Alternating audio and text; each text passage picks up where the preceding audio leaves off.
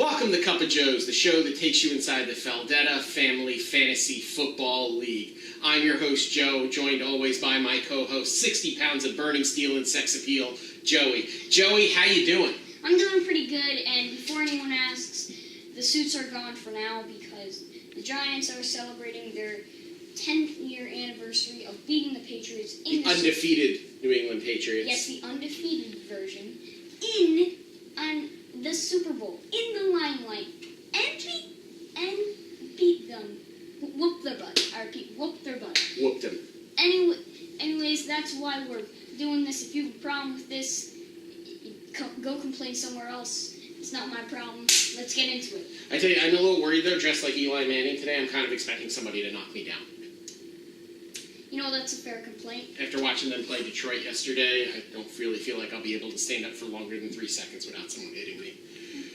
But nonetheless, we press on to our first game of the week, the first battle of Big Brother versus Little Brother, as I took on my big brother Tom, still being named Team Question Mark, despite the overwhelming response on the league board for him to change his name to the Punishers. I'm not going to call him the question marks anymore. I'm just going to call him Punishers. I'm going to call him the Punishers. I don't care what anyone else thinks. I'm going to call him the Punishers, and that's final. So this week I had a small lead going into Monday night, but I just couldn't hold on to it as Matt Prater booted a 56-yard field goal, which put the Team Question Mark Punishers in the lead for good. Ultimately, I had some players come back from injury. Tom lost Jordy Nelson in this game, so we'll see if he's back. That could hurt him later on down this season, but it was a barn burner. 108 points is tough to overcome on any given week, so some tough luck on this one. And this was a game that in our pick'ems, it was the only game that you got wrong in our pick'ems. We both picked me to win, so boy, did we screw that one up. I'm just gonna say this: if you look into the roster real quick, you'd surprised how this happened. You look at Derek Carr, had an amazing week, 21 points. You look at C.J. Anderson, 27 points, amazing week. And then you look at Team Question Mark, a goose egg on the board for Jordy Nelson. But then you get into the nitty-gritty and you realize that those are the MVP players on the Raccoon City Stars, but really the only players that played that well compared to all the others. You look at this and you got some mediocres to terrible. Odell Beckham Jr., 3.6 points. Not very good. And then you look over here, it was just a lot of consistency. 10s, stuff like 10s, 8s, 9s, those high numbers. And the consistency, if you can get that down, you can win the game. So what we say in the battle of Big Brother versus Little Brother, Big Brother gave Little Brother a swirly for old time's sake. So let's move on to our next battle of Big Brother versus Little Brother. Big Brother Ken takes on Little Brother Matthew in the battle of Kevin O'Shea's Cowboys against the Matty Bears. And Little Brother's triumph in this one is Matthew scores 104 points, Ken 77, and really a dominating win. If you look up and down Matthew's lineup, this is just a team that doesn't have a lot of holes in it. What you see is there's, most of the players on his squad scored in double digits. Devontae Freeman had a huge week with 22 points, which really carried him through. But, that's really the sign of a good team. You get consistency up and down your board, and then you get some breakout players, which moves you into a triple-digit score. And I can't believe that Ken has started this season 0-2. Yeah, for someone who literally runs the league along with you, it's surprising. Yeah, some people just don't get it off as well. But I'd just like to say, I think this was a fair matchup. Both played well. Really, the thing that let Kenny down the most was Jordan Howard getting 0.7 points. That is unacceptable. That is where you go down in your lineup. You see, you have T. Cohen, and you put him in. It's actually Mark Ingram. You put Mark Ingram in. It's not a lot, only 7.8, but still. It was enough to lose by less. Yeah. Yeah. Would have made it a closer game. And then T. Pryor. You just look down the list and you see, there can be some work that can be done. In our pick'ems this week, I took Ken to win because I just couldn't see him starting 0-2, and that's what he did. Joey never lost faith in Matty, took him to win this game. Matthew moves to 2-0. Don't doubt the Barringtons. They will maul you if you don't. You know what? I think that's the last time I doubt the Barringtons. So in our third game this week, this was your game, and this is a heartbreaker for you. You took on Team Judy's reigning men, which for some reason uses the Guardians of the Galaxy logo. I don't know. You had a really small lead going into Monday night, like razor thin, and Judy had Golden Tate playing. And Golden Tate didn't score a lot, but he scored enough to pull out the win to move her team back to 1-1 and yours to 0-2. You look at, it's Monday night, I'm in the Jeep, and I'm looking at the app, and I just see I have this small lead, only Golden Tate, and I'm like, come on, get her. I mean, I don't want him to get hurt, like, but I'm sending conflicting messages, but like, have a bad night, because my night depends on it. So you just came from CCD class and you were rooting for someone to get hurt? Yeah, pretty much. So, and then I'm watching some of the game, and I see Golden Tate catch a ball that wouldn't have gave me any points, but that was sort of like confirmation, like, yeah, I'm gonna lose this game. And you know what? It was a close battle through and through. Good game, Aunt Judy. However, next time, I'm bringing in the big guns. Well, you know what? I will say this. Judy has never missed the playoffs in our league. She is the picture of consistency in the FFFFL. So she evens her record up to 1-1. You fall to 0-2, and hopefully better days ahead of you, mi amigo. If there's good news, you picked against yourself in our picks this week, so you picked up that game. Yeah. I had faith in you. I picked you to win, and you didn't pull through for me. So, better luck next week. So our fourth game was McGiblet's Mad Men against Katie's Killer Kittens. And Katie extends her dominance over Tommy, and it doesn't matter how good Tommy's teams are, he can never seem to beat Katie. This was an especially interesting game because Tommy dumps Andy Dalton and goes with Ben Roethlisberger.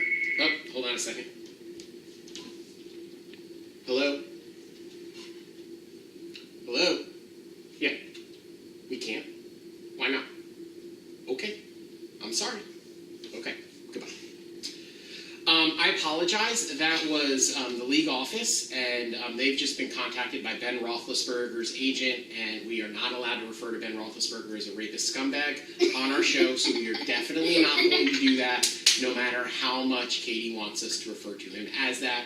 I just will say Tommy started Ben Roethlisberger, and she pulled the old Gandalf the Grey and said, none shall pass. And you know what? He didn't. In a pretty resounding victory, Katie scores... Sorry, league office again.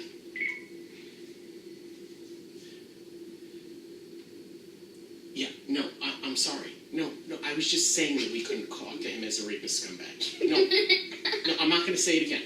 It's fine. Okay, thank you. Sorry about that. No more calling Ben Roethlisberger a rapist scumbag. Do you have anything to say about this game? Katie wins. We both got this right in Pittsburgh Pick'em. We both picked Katie to win this game because we like living in this house. I am predicting, you look at this, 82 good points. And like last week, 100, in the 100s, or somewhere around there. And I'm predicting that Katie's going to have one of the best years she's ever had. I really, looking at these, she just looks like she's going to have a great year. And, it's about time. She hasn't really been doing much. Well, I think 2 years removed from the championship game, the only thing that worries me about Kate's team is she's suffered some injuries the first couple weeks. Allen Robinson, she loses in week 1. He's out for the season. And then Greg Olsen got hurt this week, so we're not sure how long he's going to be out for. But those are two pretty productive players.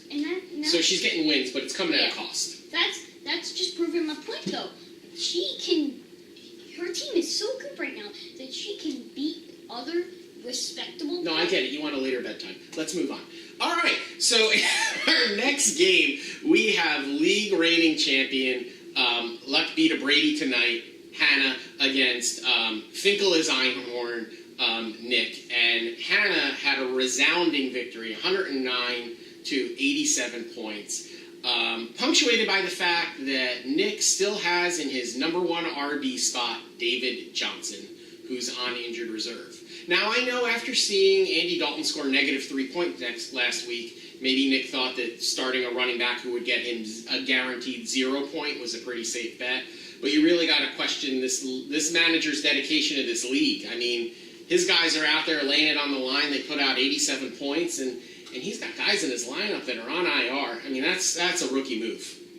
You look at that team and you just say, oh my gosh. Look, here's the thing. You are out in war. Okay, I respect why you can't look at your phone on the battlefield. But do you know how long those plane rides are? You just on your gun like this. Why can't you just check your phone? Was it out of battery? Just bring a charger or something. That's my takeaway. Thank you for your service, Nick. And I'm sure Hannah thanks you for the easy win. So congratulations to Hannah. She moves to 2-0 in defense of her title. So let's look at our standings in the FFFFL. Right now in the Western Division, or what I like to refer to as the Division of Champions plus Nick, we have Hannah and Tom tied for first place. Tom's got a slight edge over Hannah. His team scored more points, so right now he's got possession of first. Hannah's in second. My team, the Raccoon City Stars at 1-1, is in third place, and our 2-0-2 teams, Finkel is Einhorn and McJeblett's Man Men in fourth and fifth. If we move over to the Eastern Division, we see the Maddington Matty Bears are in first place as they have a slight point lead over Katie's Killer Kittens. Both teams are 2-0. In third place, we have Judy, whose teams evened up their record to 1-1. We see Kevin O'Shea's Cowboys is in fourth, and the captain and the kids are in last place, hoping for better days ahead. Hoping. In our pick'em for this week, Joey went 4-1 in his picks, so congratulations. Hats off to you there, buddy. 4-1 is What can I say? I'm a gypsy. I'm just kidding. I was not so good. I went 2-3 in my picks, but I'm going to hopefully rebound this week and do better. So let's look at this week's matchups. Right. What do you say? So previewing the first game is league reigning champion Hannah against my team, the Raccoon City Stars. Hannah's 2-0. She's the defending champion. She's a juggernaut in this league. But you know what? It's time that someone has to go and slay the dragon, Joey. Yes. I got Ezekiel Elliott back in my lineup after his legal problems have gotten a stay. I got Odell Beckham back in my lineup, and I'm ready. I'm ready to go out there, Joey, this week, and my boys are ready to lay it all on the line. And although I am the Raccoon City Stars, today I will be your league's Dragon Slayer, and I will take down the mighty Hannah, not just for me, but for all of you. I'm picking me to win, Joey. What do you think? I'm picking you to win so I don't get stabbed. That only happened once, and I apologize. Hannah's a 3-point favorite in this game. We're both picking me? Yeah, we're both picking me. All right. Let's do it. The Alliance. All right. So, in our second game, we have the 2-0 team question mark against the 2-0 Matty Bears, a battle of two undefeated teams. And, I mean, look at this. I mean, both of these teams are there's a point difference between the two. So, I mean, you can't get closer than that. You really can't. What do you think about this matchup between Matt and Tom? Even if the question marks or punishers go in their guns a-blazing, you don't bring guns to a bear fight, because you bring bears to a bear fight. And how many bears did he have on his team? Not many. So, he's going to lose, because he's going to get attacked by a bunch of bears. A whole city of bears! It's called the Barrington Bears! It's the city of bears! Of course he's going to win! I find this, game might be unbearable. Anyway, I'm going to take Matty in this game, too. I just like his team. I think up and down it's solid, and I'm hoping that he can get a little revenge for me for Of course it's losing. solid. It's bears! It's a city full of bears! Not the teen bears. Those guys stink. Actual living, breathing bears! In our next matchup, Katie's Killer Kittens and Judy's Reigning Men. Reigning Men are actually favored by 10 points. A big part of this is coming because Katie's starting tight end, Greg Olson, looks like he's not going to play this week. So it really, we have to kind of take a look to see who Kate's going to pick up off of waivers. It's tough to replace a tight end the caliber of Greg Olson off of waivers, but we'll see who she grabs in and who she plugs into the spot. I think she has some good matchups, and ultimately I'm going to pick Katie to win this week because I like the fact that she has a lot of Carolina Panthers who are playing New Orleans, who so far this week have just made everybody that they've played look like a star. She's got Cam Newton at quarterback. You don't actually think Mom's gonna win? I think Mom's gonna win. You're trying to stay in the house. You know Mom owns the house, right? I do know Mom owns the house. You're trying to stay in the house. I'm picking Katie to win because I think Cam Newton is going to have an amaze-ball game. And that's right. I said amaze-balls. Yeah, right. Okay. Who are you picking? I am going to... I'm looking at this, I said earlier that Katie's Killer Kittens are going to have, they're going to be the new rising stars. I still think that, but with 3 guys down, 3 major players down, I just don't think it should be able to come back from that. No team can really come back from that. I think she'll bounce back the week after, but this week I think that she's just going to have to accept the loss. Aunt Judy has been looking pretty good, defeated me, maybe close, but still defeated me, and had a pretty good week 1, even though she lost. I think that Katie's Killer Kittens are going to lose this one, but they won't go down without a fight. The kittens have claws. They do. And they're adorable. Kittens have claws and guns. So I'm taking Kate, you're taking Aunt Judy. All right, I think I'm expecting a big week from Cam Newton, so let's see what happens. In our next matchup, we have 2 0-2 teams. Someone's going to get a win. We have Finkel as Ironhorn going against McGiblets Madmen. Who knows if Finkel and Einhorn is even going to bother to set a lineup this week? I don't see how we possibly could pick them. Right now, McGiblets Madmen is a 15-point favorite. I really do think there's better days ahead for this team. I think that Ben Roethlisberger is a solid starting quarterback for him to keep rolling with until Andrew Luck gets back. Des Bryant, Antonio Brown. I mean, you got 3 really solid wide receivers there.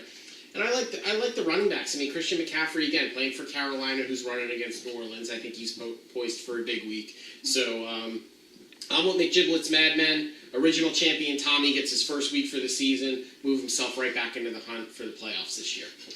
I'm going to pick McGiblets Madmen, not only because they have a beautiful mascot that I would like to know if actually exists. In nature?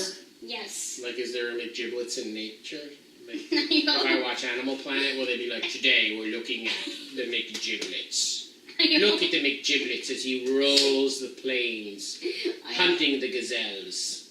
I hope. No, they don't. It's made up. But, I'm going to pick Tommy because I like winning at Marvel vs. Capcom. I'm sorry, that joke did not land. All right, then. So we're both taking Tommy on that one. Looks like we're in a lot of agreement so far. So let's move on to our final game where we have the captain and the kids against Kevin O'Shea's Cowboys, my co-host Joey against my nephew Ken, 0-2 against 0-2, and a razor-thin 1-point line as right now your captain and the kids are favored to win against Ken. What are you thinking? I don't see how Ken can lose for the 3rd time. A 3-loss losing streak is someone who I would think would be very invested in football. I just don't think it is possible.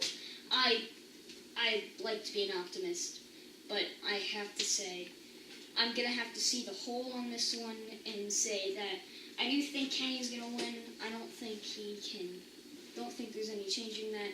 He's going to come back with vengeance after those 2 losses, and while he sees his wife flourishing in all the wins, he's going to bounce back. I am telling you, he's going to take out my rage on me. In the words of my Uncle Richie, you're wrong, and let me tell you why. Ken fooled me last week where I thought he couldn't go 0-2, but this team is right for the pick, and Joey. You got Matt Ryan playing this week. Matt Ryan has had 2 games where he's played well but hasn't thrown a lot of touchdowns. I think this is the week that he drops back and really lets it fly. I think Matt Ryan's in for a big week this week. And I think the pressure of living in that house, looking at the Mott every day, but knowing that trophy, that championship trophy lives in his home, but it's not his trophy. No, he's not the one that brought it home to Louisiana. Hannah did. And I think the pressure of that is really getting to him. I think he succumbs to the pressure for another week, and the unthinkable Kevin O'Shea Cowboys fall to 0-3. I think you pick up your first win, move right back into the hunt. Well, that's it for our podcast or video cast, whatever, for this week. Thank you for watching. We did a thing, and that's a wrap.